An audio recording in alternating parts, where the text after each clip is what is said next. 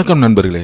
நாம் தமிழ் கட்சியின் ஒருங்கிணைப்பாளர் சீமான் அவர்கள் வடலூர் பிரச்சாரத்தில் சொல்லியிருந்தார், வள்ளலார் பெருவழியில் கட்டுமான பணிகள் நடைபெறக்கூடாது அப்படின்னு சொல்லி மிக தீவிரமாக பேசியிருந்தார், ஆவேசமாக பேசியிருந்தார். அதே போல் பிரச்சாரம் முடிந்ததும் கண்டிப்பாக நான் இந்த போராட்டத்தில் கலந்துப்பேன் அப்படின்னு சொல்லியிருந்தார். அப்போ நாம் தமிழ் கட்சியும் தெய்வ தமிழ் பேரவையின் இணைந்து நடத்துகிற போராட்டத்தில் பேமணியரசன் அவர்கள் தலைமையில் நடைபெறும் அந்த ஆர்ப்பாட்டத்தில் பார்த்திங்கன்னா சீமான் அவர்களும் கலந்து கொண்டு பேசுகிறாங்க. பிரச்சாரத்தில் அவர் சொன்ன மாதிரியே இந்த போராட்டத்தில் ஒரு தீவிரமாக ஒரு களத்தில் இறங்கியிருக்காரு. பிரச்சாரத்தில் அவர் என்ன பேசினாருன்னு நீங்களே கேளுங்க. அந்த பால்வெளியில் 10 லட்சம் 15 லட்சத்திற்கு மேலான மக்கள் வழிபட்டு வருகிற அந்த இடத்தில் வள்ளலார் ஆய்வு மையம் தொடங்குகிறோம் என்று இந்த திராவிட மாடல் அரசு அதை தோண்டி கட்டடம் கட்டுவதற்கு முனைகிறது. அவர்களுக்கு வள்ளலாரை ஆய்வு செய்வதற்கு இப்போதுதான் ஆட்சிக்கு வந்தார்களா என்ன? இதற்கு முன்பு வள்ளலார் இந்த மண்ணில் இருந்தது அவர்களுக்கு தெரியாதா? 60 ஆண்டுகளாக ஆட்சி செய்தது இவர்கள்தான்.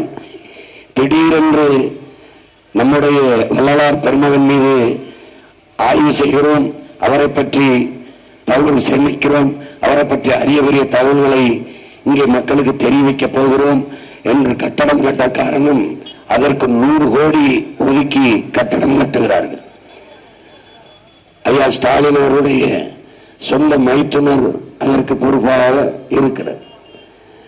நீங்கள் எங்கள் வள்ளலார் மீது அவரை பற்றி ஆய்வு செய்வதில் எங்களுக்கு மகிழ்ச்சி தான். ஆனால் பல ஆண்டுகளாக அங்கே மக்கள் கூடி வழிபட்டு வருகிற அந்த இடத்தில்தான் கட்ட வேண்டும் என்பது எப்படி ஏற்கும்?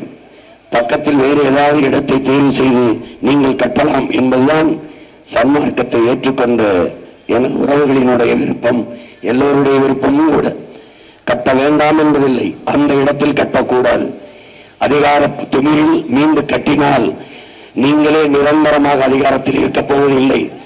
ஒரு நாள் அதை இடித்து தரமட்டமாக்கி மறுபடியும் அந்த பெருவழியை மக்கள் நின்று வழிபடுவதற்கு ஏற்ற இடமாக மாற்றுவோம்.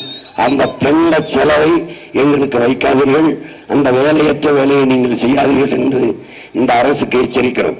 எங்களை எல்லாம் தேர்தல் பக்கம் திருப்பிவிட்டு நீங்கள் தோண்ட தொடங்கிவிட்டீர்கள். தேர்தல் நேரம் இல்லை என்றால் மொத்த பேரும் அங்குதான் இருந்திருப்போம். ஒருத்தர் நீங்க ஒட்டுமொத்த காவல்படையை திரட்டி இருந்தாலும் ஒன்றும் செய்திருக்க முடியாது.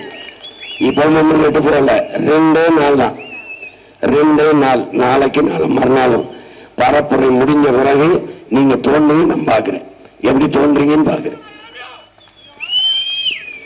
தேவையில்லாத வேலையை தமிழ்நாடு அரசு தொடர்ச்சியாக செய்கிறது.